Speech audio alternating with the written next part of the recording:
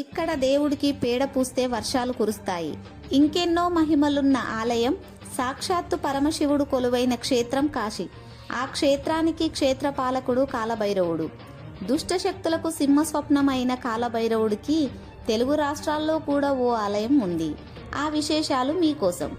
శరణు భైరవ అంటే నేనున్నా అంటూ అభయమిస్తాడు కాలభైరవుడు.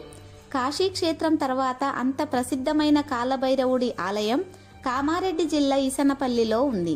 శివాలయం, రామాలయాల నిర్వహణ కోసం అప్పట్లో దోమకొండ సంస్థానాధీశులు రాసిచ్చిన అగ్రహారమే ఈసన్నపల్లి. పేడ పూస్తే వానలు కురిపిస్తాడు.